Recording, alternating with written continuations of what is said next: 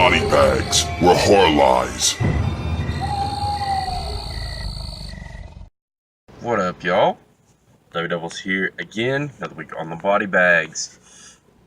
I recently watched a movie on the Showtime on Demand, and that is a 2015 film from the After Dark Horror Fest from that year, and that is The Lumberjack Man. Kind of ridiculous plot on this one, and somewhat generic besides the killer itself. You have a church camp taking a spring break trip. Basically, a couple dozen teens are taking the school bus, and they are going to, of course, a remote camping place, a campground, where there is a demonic logger who basically plagues the town. And this logger is obviously a big fan of flapjacks, and it's kind of notable for his family's creation of the famous maple syrup in that area. So he's dragging this huge broiler behind him. It's like a huge griddle, I guess, like an oversized griddle the size of like a pickup in a pickup truck, a bed of a truck, and got these giant flapjacks. And he usually likes to use the syrup of his victims. So pretty ridiculous shit there. Gives you a little more into the backstory really later in the movie, so I'm not going to give too much away as far as his origin and stuff.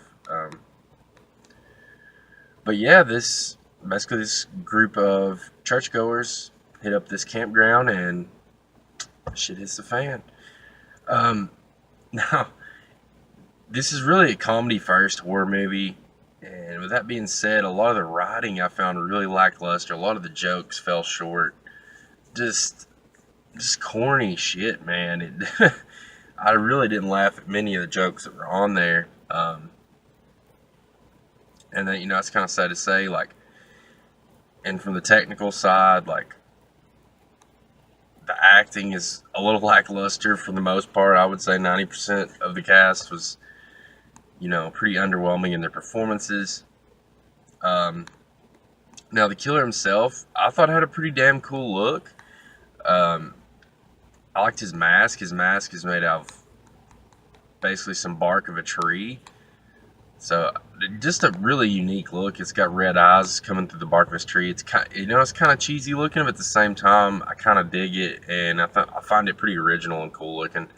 And then there's some fun kills in this movie. When the kills happen, they're pretty solid. I mean, nothing special, overly gory, but they're at least practical.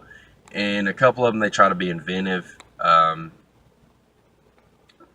Some of the prosthetic work, like one or two of the kills, not the best I'd ever seen. Like I said, I think they tried to be inventive enough, a little different. I mean, you got to getting killed with a giant flapjack. You got some ridiculous kills in this. To me, that's probably the most redeeming factor of this movie. And it's a decent watch. It's pretty slow paced. But like I said, the writing and the acting just really bring it down. I would really like to see if this movie had a more serious approach, and maybe up the violence a little bit. If this was played off like a more serious slasher, take out 50% of the corny jokes, I think this movie would have been, improved tremendously. Lots of nudity in this. There's some pretty good looking girls in this, and plenty of breastises in this movie, so no complaints there. You got Michael Madsen in this doing a somewhat, I feel like he's just phoning it in with his performance, but he's there to make a paycheck kind of things.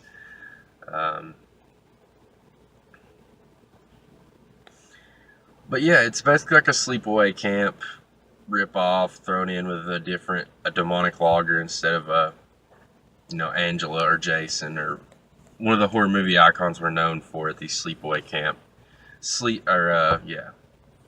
these summer camp slashers, if you will. But I'd have to still come in pretty low on this one. I'd have to give it a 4 out of 10. Just the writing and the acting really brings this movie down. Like I said, if I think the scripting would have been a little different and just a little more serious approach to this one, this could have been a 7, at least a above average slasher. But I'd have to rate this one below average, to be honest. But as always, y'all, that is the Lumberjack Man. Until next week, y'all. Peace.